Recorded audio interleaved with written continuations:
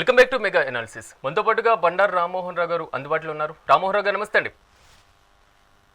నమస్తే. రామ్మోహన్ రావు గారు, తెలుగు రాష్ట్రాల్లో ఈ రోజు వచ్చినటువంటి ప్రధాన అంశాలను ఒకసారి మనం పరిశీలిస్తే కొంతవరకు కీలకంగా ఆంధ్రప్రదేశ్ ముఖ్యమంత్రి ఢిల్లీ పర్యటన మాత్రం హైలైట్ అవుతున్నటువంటి పరిస్థితి కనబడుతుంది. సో ఢిల్లీ పర్యటనలో భాగంగా కేంద్ర నీటిపారుదల శాఖ మంత్రి కానివ్వండి, అదేవిధంగా కేంద్ర ఆర్థిక మంత్రి, సో ఇలా పలువురు దాదాపు ఒక 6 కేంద్ర మంత్రులతో భేటీ అవుతున్నారు. రాష్ట్రానికి కావాల్సినటువంటి నిధులు, రాష్ట్రంలో ఉన్నటువంటి పెండింగ్ అంశాలు, సో ఎలా చూడాలంటారు? ఎంతవరకు ఈ పర్యటన సక్సెస్ అవుతుంది అనుకోవాలి? సో ఆల్మోస్ట్ ఢిల్లీ పర్యటనని మనొకసారి గమనిస్తే రామ్మోహన్ రావు గారు కొంతవరకు కీలకంగా మారుతున్నాయి. ఎందుకంటే రాష్ట్రంలో ఉన్నటువంటి పెండింగ్ సమస్యలతో పాటుగా రాష్ట్రానికి కావాల్సినటువంటి భారీ ప్రాజెక్టులకు దిశగా కూడా అడుగులు వేస్తున్నటువంటి పరిస్థితి కనబడుతుంది. ఓవరాల్గా ఈ పర్యటనలో మాత్రం ఎంతవరకు ఫలితాలు వస్తాయి అనుకోవాలి? శరత్ గారు, మీకు అట్లాగే మెగా న్యూస్ ప్రేక్షకులకు నమస్కారం. వినొస్తుంది కదా? 2 నిమిషాలు మాట్లాడు. ఇప్పుడు అడగండి అమ్మాయినే పెట్టదు కనుక ఆంధ్రప్రదేశ్ ప్రభుత్వం కేంద్ర ప్రభుత్వాన్ని అడగాల్సిందే, అడిగి అవసరమైతే కడిగేయాల్సిందే. ఇప్పటికీ చాలా సార్లు పర్యటన చేశాం. కొన్ని సబరీకృతం అవుతున్నాయి, కొన్ని కావడం లేదు. అందుకే అడగంగానే డబ్బులు రెడీ పెట్టుకొని కూర్చోలే కదా వాళ్ళు కూడా. కానీ మనం అడుగుతున్న విషయం ఏమిటి, వాళ్ళకి నిజంగా రావాల్సింది ఏమిటి, దాని గురించి అడుగుతున్నామా అని కూడా ఒక చిన్న అనుమానం వస్తాయి ప్రజలకు కూడా. ఎందుకంటే 6 మంత్రులు కలవడం చంద్రబాబు నాయుడు గారు గతంలో చాలా సార్లు వెళ్ళారు, ఇప్పుడు కూడా వెళ్ళారు. కానీ ఆయనను పోవాలి హస్తినాక అన్నట్టు నేను చెప్పాను కదా, అడగంది అమ్మాయినే పెట్టదు కనుక అడగాల్సిందే. కానీ అడిగే దాంట్లో కొన్ని వాస్తవమైన కొన్ని చిన్న విషయాలు కూడా ఎందుకు అడగడం లేదని నాకు అనిపిస్తుంది. ఉదాహరణకు మనకు విభజన చట్టంలోనే పేర్కొన్నట్టు 9 జిల్లా, మనకు ఆంధ్రప్రదేశ్ లో 7 జిల్లాలు, తెలంగాణలో 9 జిల్లాలకు 50 కోట్లు పీనట్స్ తో సమానం. వెనుకబడిన జిల్లాల కింద 4 రాయలసీమ జిల్లాలకు 50 కోట్ల చొప్పున 200 కోట్లు, 3 ఉత్తరాంధ్ర జిల్లాలకు 50 కోట్ల చొప్పున 150 కోట్లు. అంటే సంవత్సరానికి 350 కోట్లు 7 జిల్లాల పేరు మీద వెనుకబడిన జిల్లాలని చెప్పి ఆనాడు దానికి గ్రాంట్ మంజూరు చేస్తామని చెప్పారు. కొద్ది రోజులు ఇచ్చారు కూడా.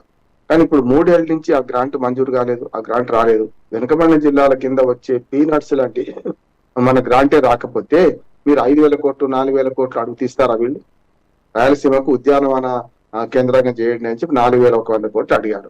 నేనేమంటే రాయలసీమకు రావాల్సిన 200 కోట్ల చొప్పున, అంటే ఏదైతే 4 జిల్లాల పేరు మీద 50 కోట్ల చొప్పున 3 సంవత్సరాలు అంటే 600 కోట్ల రూపాయలు కదా రావాల్సింది. ఎందుకు రావడం లేదు? వాటి గురించి అడుగుతున్నాము మనం. అందుకనే ఏదైతే మనకు హక్కుగా రావాల్సిన వాళ్ళే వెనుకబడిన జిల్లాల కింద ప్రకటించిన వాటికి నిధులు రావడం లేదు. సేమ్ అదే పథకం కింద తెలంగాణలో 9 జిల్లాలు, హైదరాబాద్ విడిచిపెట్టి రంగారెడ్డితో సహా అప్పుడు ఉమ్మడి 9 జిల్లాలకు కూడా 450 కోట్లు. అవి తెలంగాణకు గుడుసున్నానే, ఆంధ్రప్రదేశ్ గుడుసున్నా పెడుతున్నారు అంటున్నారు. దీని గురించి నాకు చంద్రబాబు నాయుడు గారు ఎందుకు మాట్లాడలేదు? అట్లాగే హక్కుగా మనకు విభజన చట్టంలో ఉన్న పోలవరం పూర్తి కావాలంటే ఇంకా డబ్బులు నిధులు కావాలి, కొంత ఇస్తున్నారు కాదంటలేదు, ఇంకా మిగతా రావట్లేదు. అట్లాగే మనకు అమరావతికి 15,000 కోట్ల రూపాయలు రుణం తీసుకోవడానికి, అది గ్రాంట్ ఏం కాదు, దానికి అనుమతి ఇచ్చారు. అది ఎంతవరకు వస్తున్నది? రామాయపట్నంను దుగరాజపట్నం పోర్ట్ అయితే వాడే నిర్మించాలి కదా, మనకు డబ్బులు ఇచ్చేది కూడా లేదు కదా, అది ఎంతవరకు వచ్చింది? విశాఖపట్నం ఉక్కు కర్మాగారాన్ని ప్రైవేటీకరణ చేయొద్దు అంటున్నాం, అది ఎంతవరకు వచ్చింది? అట్లాగే కడప ఉక్కు కర్మాగారం రావాల్సి ఉన్నది, అది ఎంతవరకు వచ్చింది? చివరికి మనకు అడగాల్సింది విడిచిపెట్టి 9-10 మెడికల్ కాలేజీను ప్రైవేటీకరణ చేస్తున్నారు. పెద్ద ఎత్తున గొడవ జరుగుతుంది. 1 కోటి సంతకాలు సేకరించారు. సరే, దానికోసం చేశారా? మనుషులు మభ్య పెట్టారు. మొత్తం 1,04,00,000 సంతకాలు అయినాయి కదా. మీరు ఆ మెడికల్ కాలేజీలకు 5,000 కోట్ల రూపాయలు, సంవత్సరానికి 1,000-1,500 కోట్ల రూపాయలు ఇవ్వమని అడగండి. ఇవి ఎందుకు అడగడం లేదు? వివాదాస్పదమైన అంశాలు ముందుకు తీసుకొచ్చి ఎందుకు ఇవాళ మన 2 తెలుగు రాష్ట్రాల మధ్యన మగ్గుమనే మన జ్వాలలో, మన నీటిలో జ్వాలరే అన్నట్టు నీటిలో జ్వాల ఎందుకు చెప్తున్నారు? నిన్న సిఆర్ పాటిల్ కలిసి వచ్చారు.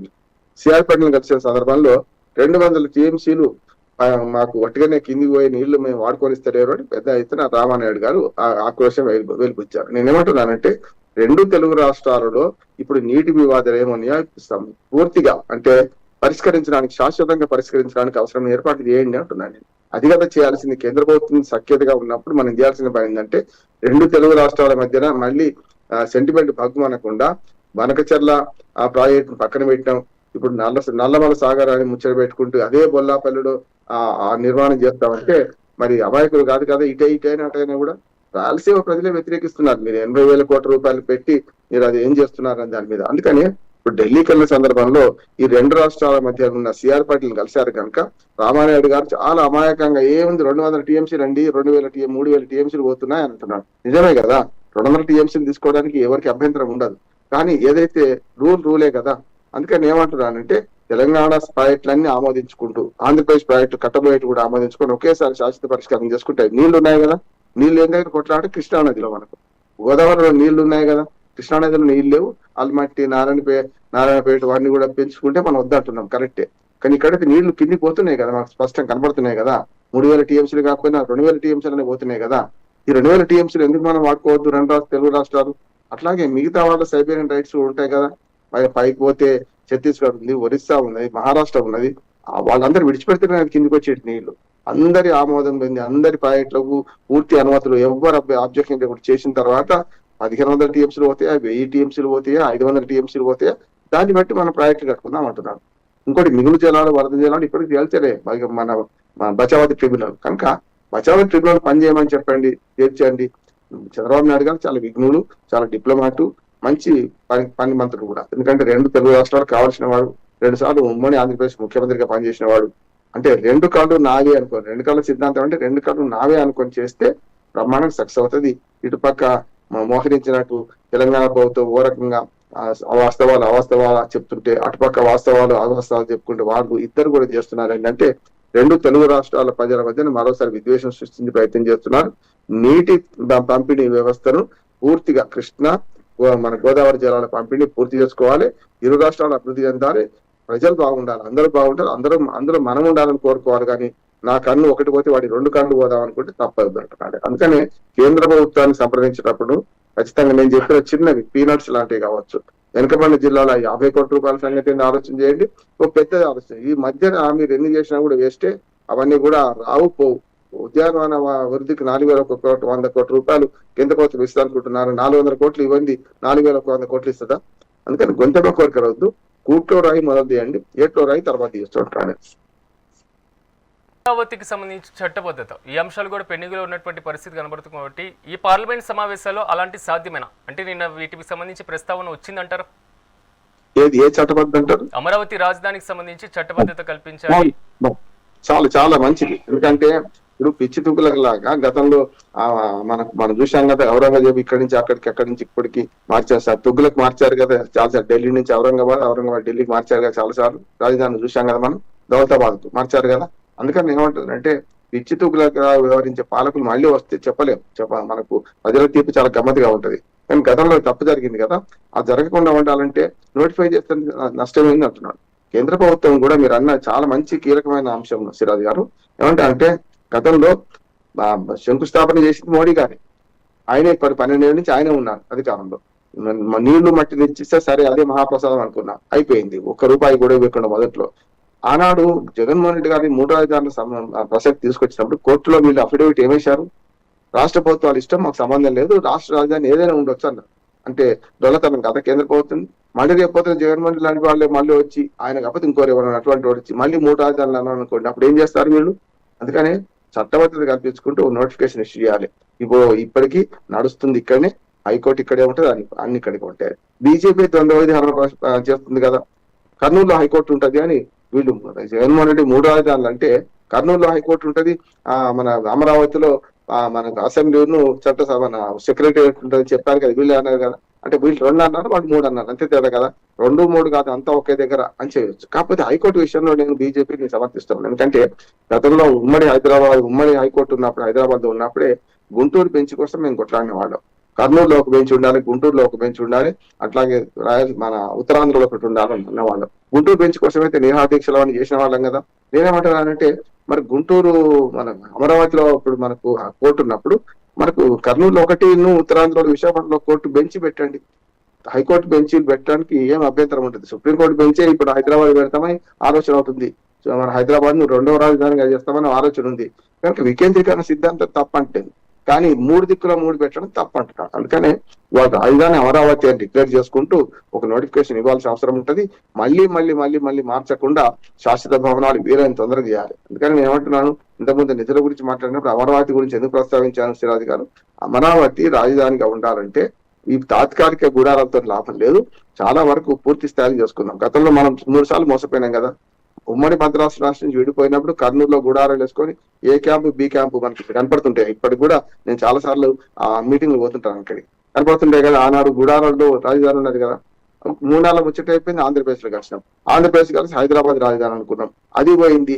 ఇవాళ మళ్ళీ 60 ఏళ్ళ తర్వాత వెనక్కి వచ్చినాం. ఇప్పటికీ రాజధాని లేని ప్రాంతంగా మిగిలిపోయినాం. మరొక్కసారి ఇటువంటి దుర్మార్గం జరగకుండా ఉండాలంటే, అన్యాయం జరగకుండా ఉండాలంటే అమరావతి రాజధాని అని చెప్పి మీరు అన్నది కేంద్ర ప్రభుత్వం నోటిఫికేషన్ ఇష్యూ చేయాలి. ఇది మళ్ళీ మార్చకుండా ఉండే ప్రయత్నం కావాలి.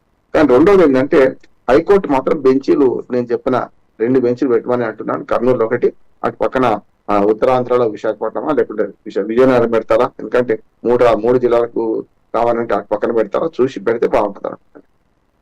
రెండోది, రామ్మోహన్ రావు గారు కొంతవరకు కీలకంగా మారుతుంది. నిన్న డిప్యూటీ సీఎం జనసేన పార్టీ నుంచి ఎన్నికైనటువంటి ఎమ్మెల్యేలతో భేటీ అయ్యారు. వరుసగా మాత్రం ఎలా ఉండాలి, అభివృద్ధి కార్యక్రమాలతో ఎలా ముందుకు వెళ్ళాలి, మరి ముఖ్యంగా పార్టీకి సంబంధించిన దిశానిర్దేశం చేశారనేటువంటి వాదన బలంగా వినపడింది. రీసెంట్గా ముఖ్యమంత్రి కూడా ఎమ్మెల్యేలకు క్లాస్ స్పీకర్ ఒక 48 ఎమ్మెల్యేలకి అనేది మాత్రం కొంతవరకు వాదన బలంగా వినిపించింది. ఎందుకు ఇప్పుడు ఎలక్షన్స్ లేకపోయినా ఈ వరుస భేటీలు ఏదైనా అప్రమత్తం అవుతుందా కూటమి సర్కార్?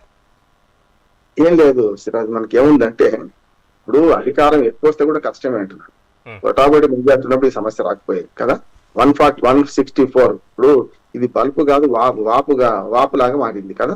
అందుకని తెలుగుదేశం ఎమ్మెల్యే ఎట్లా పడితే విచ్చలవిడిగా ఏది పడితే అది మాట్లాడుతున్నారు. కొలికపూడి కేసు ఇంకా కొలిక్కి రాలే కదా, చూస్తున్నాం మనం కదా. అంటే అట్లా చాలా నియోజకవర్గాల్లో ఇన్ఛార్జీలకును ఈ ఎమ్మెల్యేలకు మధ్యన పోటాపోటీ ఉంది. గతంలో కొందరు ఫిరాయించి తెలుగుదేశం పార్టీలో ఫిరాయించి ఎమ్మెల్యేలయ్యా. ఒరిజినల్ గా మొన్నటి దాకా కొట్లాడిన తెలుగుదేశం కార్యకర్తలు ఉంటారు కదా, వాళ్ళ సంగతి ఏంటి? ఇప్పుడు తిరువూరు సమస్య అదే కదా. తిరువూరులో వలస వచ్చిన ఆయనను గెలిపిస్తే ఏమైంది? ఇప్పుడు మొత్తం ఆయన క్యాడర్ను చెరిపేస్తున్నారు, పక్కన నాన్నని చెరిపేస్తున్నారు, చూస్తున్నాం. నాకు విడిచిపెట్టండి అని చంద్రబాబు నాయుడు గారు అన్నారు. అట్లాగే చంద్రబాబు నాయుడు గారు ఇంకొక మాట కూడా ఏమైందంటే, ఒక 4 సార్లు హెచ్చరించారు. ఇప్పటికి కూడా నేను సహించను క్షమించను అని ఎన్నిసార్లు అంటాడు? నేను ఎక్కడో చర్య మొదలు పెట్టాలంటున్నాను. అట్లాగే నిన్న పవన్ కళ్యాణ్ గారు ఒక మంచి పని ఏంటంటే, ఇప్పటికి 7 ఎమ్మెల్యేలను పిలిపించారు, మిగతా వాళ్ళని పిలిపిస్తారంటున్నాడు. ఒక్కరొక్కరిగా వాళ్ళతో పర్సనల్ గా మాట్లాడుతున్నారు. అది మంచిది అంటున్నాను. అంటే ఇప్పుడు 4 ముందట అవమానించినట్టు అవుద్ది కదా. నిన్ననే మనం చూసాం, ఇది మన కలెక్టర్ల సదస్సులో 2 రోజుల సదస్సులో చంద్రబాబు నాయుడు గారు ఏమన్నారంటే, ప్రభాకర్ రెడ్డి అనే కలెక్టర్ను ఉద్ధరించు, ఆయన నాకు ఒక అవకాశం ఏంటి సార్, నా మీద రకరకాల వాళ్ళు చెప్పిన వాళ్ళు చెప్పొచ్చు, ఒకసారి నాకు అవకాశం ఇస్తే నేను నిరూపించుకుంటా అని చెప్తే ఇచ్చాను, బ్రహ్మాండంగా చేస్తున్నాను ఆయన చెప్పారు కదా. అంటే నేను ఆ ప్రభాకర్ రెడ్డి గారి పేరు, కలెక్టర్ గా ప్రభాకర్ రెడ్డి గారి పేరు ప్రస్తావించారు కానీ చెప్తున్నాను. నేను ఎప్పుడైనా మట్టిలో మాణిక్యాలు ఉంటాయి కొన్ని, లేదు చాలా ఫోజులు కొట్టే అధికారులు ఉంటారు, మంత్రులు ఉంటారు. మంత్రులు కూడా సిరాజ్ మనకి దాదాపు సగం మంది కొత్త మంత్రులు, అంటే మొట్టమొదటిసారి మంత్రులైన వాళ్ళు ఉన్నారు. దానికి కారణం కూడా ఉంది. లోకేష్ ను రేపు ఫ్యూచర్ నాయకుడిగా ఫోకస్ చేయాలంటే, మనకు ఆయనను బాగా ఫోకస్ చేయాలంటే, అటువంటి అప్పుడు మంత్రివర్గంలో సీనియర్ మంత్రులు ఉంటే లోకేష్ వినరు కదా. అందుకని కొంతవరకు పాత మంత్రులు కొత్త కలయికలు మంత్రివర్గం ఏర్పాటు చేశారు. అందుకని చంద్రబాబు నాయుడు గారు 2-3 సార్లు ఆవేదన వ్యక్తం చేశారు. మొట్టమొదటిసారి గెలిచిన ఎమ్మెల్యేలు కూడా నాకు సలహాలు ఇచ్చిన వాళ్ళైనా. 8 సార్లు గెలిచాను, మన రేపు వస్తే 9వ కానీ 8 సార్లు గెలిచిన నన్ను 4 సార్లు ముఖ్యమంత్రిగా పనిచేస్తున్న నాకే వీళ్ళు మొదటిసారి గెలిచిన ఎమ్మెల్యేలు సలహా ఇస్తున్నారు. ఇది ఎంతవరకు నిజము, ఎంతవరకు కరెక్ట్ అని చెప్పి ఆయనే ఆవేదన వ్యక్తం చేశారు. చూశాం. అట్లాగే అనవసర వివాదాల్లో తలదూర్చుకండి, అనవసరంగా మీరు ప్రజల్లో పలసరం కాకండి 2వ సారి హెచ్చరించారు. మంత్రుల పనితీరు బట్టి కూడా నిన్న ర్యాంకింగ్ చేశారు. చూశాం కదా మనం, మంత్రులకు కూడా ర్యాంకింగ్ ఇచ్చారు. మంత్రులు కొందరు పని చేయడం లేదు అని పిన్ పాయింట్ చేసే మంత్రుల పేర్లు కూడా చెప్పారు. ఇంకా అంతకన్నా ఏం కావాలి? అంటే చంద్రబాబు నాయుడుకి సమస్య ఏంటంటే, చెప్పారు కదా, బలుపు కాదు వాపు అయిపోయింది. అంటే అటుపక్క ఇటుపక్క మొన్నటిదాకా ఫిరాయించిన వాళ్ళు ఎమ్మెల్యేలు అయ్యారు. ఆయన పార్టీలో ఆయనను సమర్థించేవాడు ఉన్నారు, వెనుక నుంచి వాళ్ళ పని వాళ్ళు చేసుకునే వాళ్ళు ఉన్నారు. ఇంకోటి కూడా హెచ్చరించారు సిరాజ్, మొన్న ఈ అవినీతికి సహకరిస్తున్నారు అనే దాని మీద కూడా కొందరు తెలుగుదేశం ఎమ్మెల్యేల గురించి పరోక్షంగా ప్రత్యక్షంగా కూడా హెచ్చరించారు. ఉదాహరణకు ఇప్పటికే లిక్కరు, అంటే మనకు శాండ్, మైను, వైను, మనం ల్యాండ్, ఇవన్నీ కుంభకోణం జరుగుతున్నాయి కదా. ఇందులో ముఖ్యంగా వైన్ కుంభకోణం పెద్దది. దీనిలో గత వైసీపీ ఎమ్మెల్యేలు ఎవరైతే ఓడిపోయినరో వాళ్ళతో మిలాఖత్ అయి ఇప్పుడు తెలుగుదేశం ఎమ్మెల్యేలు కూడా అదే దందా నడిపిస్తున్నారు. చేతికి మట్టి అంటుకోకుండా రామారావు మీద నీటి పట్టులాగా మీరు అదే చేయండి, మీకు మద్దతు ఇస్తాం, పోలీసులు మేము చూడనట్టు ఊరుకోమంటాం అని చెప్పి కొందరు ఎమ్మెల్యేలే, అంటే తెలుగుదేశం ఎమ్మెల్యేలే, అధికార పార్టీ ఎమ్మెల్యేలే దీన్ని అవినీతిని చూడకుండా చూస్తే వాటాలు తీసుకుంటున్నారు ఆరోపణ మీద కూడా చంద్రబాబు నాయుడు హెచ్చరించారు. మీరు వాళ్ళతో కలిసి మిలాఖత్ అయి వాటాలు పొందితే బాగుండదు, రేపు పొద్దున మీరే జైలుకి వెళ్తారని కూడా చెప్పారు. చూశాం కదా. అందుకనే ఇవాళ ఈ నష్ట నివారణ చర్యలో భాగంగానే ఈ ప్రభుత్వం ఏం చేస్తుందంటే, ఇటు ఎమ్మెల్యేలతో పిలిపించుకొని ఇటు పక్కన చంద్రబాబు నాయుడు సమీక్షించుకుంటున్నాడు. అంత ఆరోపణలు పెద్దగా లేవు. కానీ కొన్నిసార్లు ఇగోకు పోయి జనసేన ఎమ్మెల్యేలు తమ మిత్రపక్షమైన బీజేపీ అట్లాగే తెలుగుదేశం ఎమ్మెల్యేల మీద పడుతున్నారు అనేది కూడా ఒకటి ఉన్నది.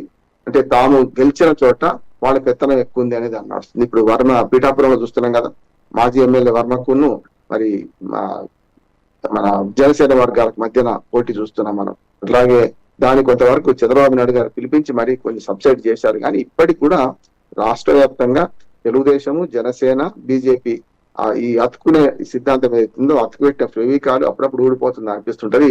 కనుక వీడు వాళ్ళ జాగ్రత్తలు వాళ్ళు ఉండాలి. ఎదుటి పక్షం వేచి చూస్తుంది కదా. ఇప్పుడు వీళ్ళ అనైక్యతను వాళ్ళు వాడుకునే ప్రయత్నం చేస్తారు కదా. ఇప్పుడు మిత్రభేదం మిత్రలాభం అని ఇప్పుడు వెనకటి పరవస్తు చిన్నేశ్వరి కథలు మనం గమనించాము, చూస్తున్నాము. అందుకని రాజకీయాల్లో మిత్రలాభం మిత్రభేదం ఎట్లా ఉండదో చూడవచ్చు. మిత్రభేదం సృష్టించడానికి అవసరమైన ఏర్పాట్లన్నీ వైసీపీ చేసుకుంటది. వాళ్ళు అంటే కావాలని పుట్టించరు. వీళ్ళు గొడవ పెట్టుకుంటే దాన్ని వాడుకుంటారు కదా వాళ్ళు అనే దాని మీద మాట్లాడవచ్చు. అందుకని ఇది అయితే ఎట్లా ఆలోచించారంటే ఇప్పటికైతే నష్ట నివారణ చర్యలు తీసుకుంటారు. చాలా డిప్లొమాట్ గా చంద్రబాబు నాయుడు. అట్లాగే చంద్రబాబు నాయుడు గారు నిన్న కలెక్టర్ సదస్సులో పవన్ కళ్యాణ్ గారిని మంచి అభినందించారు కూడా. ఎందుకంటే మీరు కొత్తగా మొట్టమొదటిసారి మంత్రి, మొట్టమొదటిసారి ఎమ్మెల్యే అన్నైనా సరే వీళ్ళ మంత్రిగా పని బాధ్యత నిర్వహించడం బాగా చేస్తున్నారని చెప్పుకుంటూ మళ్ళీ తర్వాత పుత్రోత్సాహం ఉంది కదా, కొడుకును కూడా పోగిడారు. లోకేష్ కూడా బాగా నిజంగా లోకేష్ కూడా మంచిగా ఎదిగాడు. పవన్ కళ్యాణ్ కూడా మొదట్లో తొందరపడ్డా కూడా ఇప్పుడు కొంచెం పరిణతి వచ్చింది. పవన్ కళ్యాణ్ కు లోకేష్ కు ఇద్దరు యువ నాయకులు వాళ్ళ రాష్ట్రానికి దొరికిన వరంగా మనం పేర్కొనవచ్చు. వచ్చిన అవకాశాన్ని వినియోగించుకుంటే మంచిది, వచ్చిన అవకాశాన్ని దుర్వినియోగం చేసుకుంటే ఇప్పుడు జగన్మోహన్ రెడ్డి మంచి ఉదాహరణ. మరొకసారి ఐదేళ్ళు ఆయన అధికారంలో ఉండేవాడు సరిగ్గా ఉంటే. కనుక ఇవన్నీ చూస్తుంటే మనకు అర్థమవుతుంది ఏంటంటే ఆంధ్రప్రదేశ్ భవిష్యత్తు బాగుండాలంటే ఇప్పుడున్న డబుల్ ఇంజన్ సర్కార్ సరిగ్గా పనిచేసి అటుపక్క ఇటుపక్క ఆంధ్రప్రదేశ్ సర్వతోముఖ అభివృద్ధికి కృషి చేస్తే మంచిది అంటారు. వైసీపీకి ఛాన్స్ ఇవ్వకుండా, ఎక్కడ అవకాశం ఇవ్వకుండా, విమర్శలకి తావు ఇవ్వకుండా ఇలాంటి భేటీలు అనుకోవాలా, లేకపోతే రాజకీయ వ్యూహం ఏమైనా ఉందనుకోవాలా ఈ భేటీల వెనుక? ఉంటది కదా, రాజకీయం లేకుండా ఎట్లా ఉంటది. కానీ నా ఉద్దేశం అంటే మంచి కోసమే ఈ భేటీలు అంటున్నాను నేను. జనసేన ఎమ్మెల్యేలు పిలిపించడం ఏంటంటే మీరు జనసేనలో చాలా 21% స్ట్రైక్ రేట్ వచ్చినా కూడా అందులో 7-8 మంది మన తెలుగుదేశం పార్టీ విడిచిపెట్టి ఇందులోకి వచ్చిన వాళ్ళే కదా. పూర్తిగా మొదటి నుంచి జనసేనలో ఉన్న వాళ్ళు కాదు కదా. అంటే గ్లాసు గుర్తుని గెలిచారు వీళ్ళు, కానీ ఒరిజినల్ గా వాళ్ళు తెలుగుదేశం వాళ్ళు మొదటి నుంచి ఉన్నవాళ్ళు. అందుకని గ్లాస్ గుర్తుకు మన అభ్యర్థులు దొరకకపోతే అప్పటికప్పుడు గెలిచే గుర్రాలు పెట్టుకోవాలి కదా, పెట్టుకున్నారు కాదంటలేదు. కనుక పవన్ కళ్యాణ్ గారు కూడా ఉరకం చెప్పండి చాలా బోలా మనిషి, ఎక్కడ కూడా కుట్రలు కుతంత్రాలు తెలియదు, ఈ డిప్లొమసీ అస్సలు తెలియదు. దాన్ని ఆసరా చేసుకొని తమ ఎమ్మెల్యేలు కూడా కొంచెం తోకదాడిస్తున్నారని చెప్పి తాను ఒక్కరొక్కరిని పిలుచుకొని చేశారు. ఎందుకంటే 10 మందిలో పలచన చేయొద్దు కదా. నలుగుట్లో పలానా ఎమ్మెల్యే మంచి, పలానా ఎమ్మెల్యే చెడ్డ అంటే బాగుంటది కదా. కానీ కొన్నిసార్లు తప్పదు. మన మంత్రివర్గ పనితీరు బట్టి సమీక్ష చేసే క్రమంలో క్లియర్ గా అందరు కూర్చొని మీరు ఈ ఫైల్ క్లియరెన్స్ లో మీరు ఇంత జాప్యం చేస్తున్నారని డైరెక్ట్ గా మన చంద్రబాబు నాయుడు గారు చెప్పారు కదా. మంత్రివర్గం అందరూ కూర్చుని చెప్పారు, మీ ఫైల్ క్లియరెన్స్ ఇది ఉన్నది, మీ ఫైల్ క్లియరెన్స్ ఇది ఉన్నది అని. పవన్ కళ్యాణ్ ఫైల్ క్లియరెన్స్ చాలా బాగుందని చెప్పారు కదా.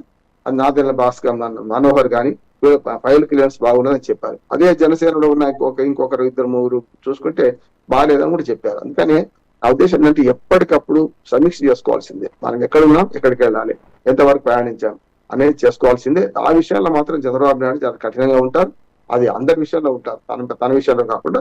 కాకపోతే జనసేన మంత్రులు కానీ జనసేన ఎమ్మెల్యేలు సరిగ్గా పనిచేయకపోతే వాళ్ళ అధిష్టానం అప్పచెప్తారు. అదే బీజేపీ వాళ్ళు సరిగ్గా పనిచేయకపోతే బీజేపీ వాళ్ళ అధిష్టానానికి అప్పచెప్తారు. అంతే తప్ప దాన్ని జోక్యం చేసుకోడు. కానీ ఓవరాల్ గా ఉంటే బాధ్యత మాత్రం చంద్రబాబు నాయుడు గారి కానీ, మంత్రివర్గం మీద కానీ, ఎమ్మెల్యేల మీద కానీ, ప్రభుత్వం మీద కానీ ఆ పని మాత్రం చేస్తున్నారు అంటున్నాను. ఈ రాజకీయంగా చూడవద్దు, రాజకీయంగా ఉంటది. నిజంగా మరి తాము ఉంటేనే బతుకుంటేనే కదా మన ప్రభుత్వం నడిచేది. కనుక మంత్రులు సరిగ్గా పనిచేయాలి, ఎమ్మెల్యేలు సరిగ్గా పనిచేసినప్పుడు మాత్రం ప్రభుత్వం నడుస్తుంది. కనుక ఆ ప్రకారమే పోవడానికి రాజకీయ కోణం ఉంటది, సంక్షేమ కోణం ఉంటుంది, రెండు ఉంటాయి అంటారు. ఎస్ రామ్మోహన్ రావు గారు, కొంతవరకు ఫోన్ ట్యాపింగ్ వ్యవహారం తెలంగాణలో మీకు తెలిసింది కదా, చాలా వరకు కూడా ప్రకంపలు రేపినటువంటి పరిస్థితి కనబడుతుంది అలాంటి అంశం. సో ఎలా జరుగుతుంది అంటారు, విచారణ తీరు ఏ విధంగా ఉందంటారు? కొనసాగుతూనే ఉంది కదా, సాగుతూనే ఉంది అన్నట్టు చాలా విచారాలు ముందుకు వచ్చినాయి. శ్రీరాస్వామి చూసుకుంటే ఈ ప్రభుత్వం వచ్చి 2 ఏళ్ళు అయిపోయింది. సరిగ్గా 2 ఏళ్ల నుంచి ఒక 5-6 కుంభకోణాల మీద విచారణ జరుగుతుంది. అందులో ఇది కూడా ఉంది. దీనిలో ప్రభాకర్ రావు గారు విదేశాలకు వెళ్ళి మొండిగా కూర్చొని అంటే రెడ్ కార్నర్ నోటీసులు, బ్లూ కార్నర్, రెడ్ కార్నర్ అన్ని చేసి అవుట్లుక్ నోటీసులు వచ్చేదాకా చూసుకొని మొన్న వచ్చారు. 6 నెలల నుంచి విచారణ జరుగుతుంది. మొదట్లో నన్ను అదుపులో తీసుకోవద్దు, నన్ను అడుగుతూ చెప్తానన్నారు. చివరికి మొన్నటికి మళ్ళీ లొంగిపోండి, మీరు అవసరం లేదు, బెయిల్ క్యాన్సిల్ చేస్తున్నారు, లొంగిపోండి, మీరు 3rd డిగ్రీ మెథడ్స్ అవలంబించక్కడి నుంచి పోలీసులకు సూచనలు ఇచ్చి సుప్రీంకోర్టు ఆయన లొంగిపోమన్నది. ఇప్పుడు 2వ సారి కస్టడీ పొడిగించారు. 25వ తేదీ కస్టడీలో ఉంటారు ఆయన. ఏది ఇప్పటికి ఏం చెప్తలేడా అంటున్నారు చాలా వరకు. ఆయనే బాధ్యుడు అని చెప్పి గతంలో సాక్షులు తిరుపతి అన్న గాని రాధాకిషన్రావు గారు కానీ ఇతర వాళ్ళందరూ చెప్పారంటున్నారు. కనుక బిగ్ బాస్ ఎవరు అని ముచ్చట ఒకటి వస్తున్నది. అది కేటీఆర్ కేసీఆర్ ఎవరు చెప్పారని. ఇంకోటి ఏంటంటే పాము తన గుడ్లను తానే తిన్నట్టు మరి ఈ మొత్తం కుంభకోణంలో అటు పక్క హరీష్ రావు కవిత భర్త కవిత మీద కూడా మన విచారణ జరిగింది, మన ఫోన్ టాపిక్ జరిగింది అంటున్నారు. రఘునందన్ రావు గారు అటు పక్కన ఆఖరి రేవంత్ రెడ్డి గారు స్వయంగా చెప్పారు కదా, నా ఫోన్ చేయకండి, చాలా మనకు ఫోన్ టాపిక్ జరుగుతుంది, మన ఫోన్ ఎవరో వింటున్నారు కనుక డైరెక్ట్ వచ్చి మాట్లాడమని చెప్పారు కదా. మరి రఘునందన్ రావు గారు ఎందుకు విలువలేదు ఈ విచారణకు? ముఖ్యమంత్రి రేవంత్ రెడ్డి గారు ఎందుకు విలువలేదు? చాలా మంది అంటున్నారు మా కవితను విలువాల్సి ఏముంటది, ఇట్లా ఉంటది కదా. మరి విచారణ తీరు చూస్తే ప్రొలాంగ్ చేస్తున్నాడు అనిపిస్తుంది నాకు. సరే ప్రభాకర్ రావు గారి సాక్ కావచ్చు, కానీ ప్రభాకర్ రావు గారు కూడా వచ్చారు కదా, ఇప్పుడు మళ్ళీ రెండోసారి కస్టడీ తీసుకున్నారు కదా, అంటే పోలీస్ కస్టడీకి అప్పచెప్పింది కదా కోర్టు. మరి ఏదైనా తేల్చితే బాగుంటదని. ఇది ఒక్కటే కాదు, ఇప్పుడు మనకు గొర్రెల కుంభకోణంలో ఇద్దరు వెటర్నరీ అధికారులు మాత్రం సస్పెండ్ చేశారు. మిగతాది ఏమైంది? గొర్రెల కుంభకోణం ఏమైంది? మరి ఎక్కడ పోయింది? దాని మీద విచారణ జరిగి చాలా రోజులు అవుతుంది, అది చేయలేదు. అట్లాగే యాదాద్రి భద్రాద్రి మన విద్యుత్ ఉత్పత్తి కేంద్రాల్లో పెద్ద ఎత్తున అవినీతి జరిగింది. ఛత్తీస్గఢ్ ప్రభుత్వంతో ఒప్పందంలో కానీ ఇటుపక్క మహారాష్ట్ర మన బిహెచ్ఏలు తోని ఒప్పందం కూడా అవినీతిమయం అన్నారు. ఒక ప్రభుత్వ రంగ సంస్థతోని అవినీతి అయ్యి ఒక రాష్ట్ర ప్రభుత్వం ఇంకో రాష్ట్ర ప్రభుత్వానికి అవినీతి అయినప్పుడు ఆ రిపోర్ట్ వచ్చేసింది కదా. గతంలో నరసింహారెడ్డి గారు ఇట్లాంటి తొందరపడి ఏదో ప్రెస్ మీట్ పెడితే ఆయన తీసేశారు. మళ్ళీ కొత్తగా లోకూర్ కమిటీ వేశారు. హైకోర్టు మన ప్రధాన న్యాయమూర్తి లోకూర్ కమిటీ రిపోర్ట్ ఇచ్చి సంవత్సరం కావస్తుంది, 9 నెలలు అయిపోయింది ఇప్పటికే. మరి దాని మీద ఎందుకు చర్యలు తీసుకుంటలేరు? కాళేశ్వరం రిపోర్టు ఆల్రెడీ మనకు పీసీ ఘోష్ కమిషన్ ఎప్పుడో రిపోర్ట్ ఇచ్చింది, దాని మీద చర్యలు తీసుకుంటలేరు. అంటే సిబిఐకి అప్పచెప్పంటారు. అంటే ఏముంది అంటే ఇవన్నీ కూడా వరుసగా చెప్తున్నా నేను 4-5 ఈ కార్ వేస్తుంది అరెస్ట్ ఎప్పుడు చేస్తారంటే చంద్రబాబు మన రేవంత్ రెడ్డి గారు ఏమంటున్నారు, అయితే అప్పుడు అయితే అరెస్టు, ఇంకా అరవింద్ కుమార్ మీద జీవోడి వాటి ఇవ్వలేదు, పర్మిషన్ ఇవ్వలేదు, అధికారి మీద పర్మిషన్ ఇవ్వలేదు అని చెప్పి మరి మీరు రుజువైంది దొరికిన దొంగ అంటున్నారు కదా కేటీఆర్. మరి ఎందుకు మీరు విచారణ జరిపి పూర్తిగా ఆయనను అరెస్ట్ చేయడం లేదు? అంటే ఇవన్నీ ఏంటంటే బెదిరించుకుంటూ ఈ రెండు సంవత్సరాలు ఇట్లా జరిపాయి, ఇంకో 2 సంవత్సరాలు కూడా ఈ కుంభకోణాలు చేశారు, అవినీతి చేశారు చేయలేదు అంటలేదు. నేను కాళేశ్వరంలో చాలా పెద్ద ఎత్తున అవినీతి జరిగింది, దాన్ని రుజువు చేసే క్రమం ఉండాలి కదా అంటున్నాను. కనుక నేనేమంటున్నానంటే ఈ కేసులో చూపించుకొని బెదిరించే బదులు నిజంగానే ఏదైనా ఫలితం చూపించండి, తప్పు చేస్తే శిక్షించాలి. ప్రజాధనం అయినా కూడా దాన్ని అరికట్టాల్సిందే. అంటే కేవలం రాజకీయంగా వాడుకుంటున్నారు కేసులను తప్ప నిజంగా ఉందా లేదా ప్రజలకు చెప్పాల్సిన బాధ్యత అయితే ఈ ప్రభుత్వం మీద ఉంది. సిరాజ్ ఖచ్చితంగా రామ్మోహన్ రావు గారు, ఎందుకంటే ఇలాంటి అంశాలు కీలకంగా వ్యవహరించి ఏదైతే నిజాలు ఉన్నాయో ఖచ్చితంగా తగినటువంటి సమయంలో బయటికి రావాల్సినటువంటి అవసరం ఖచ్చితంగా ఉంటుంది. మీరు కూడా ఈరోజు మాతో పాటు పార్టిసిపేట్ చేసినందుకు మీకు కూడా ప్రత్యేకంగా కృతజ్ఞతలు. మొత్తం మీద ఇది ఇవాల్టి మెగా ఎనాలిసిస్. రేపటి ఎనాలిసిస్లో మళ్ళీ కలుద్దాం. చూస్తూనే ఉండండి మెగా 9 టీవీ.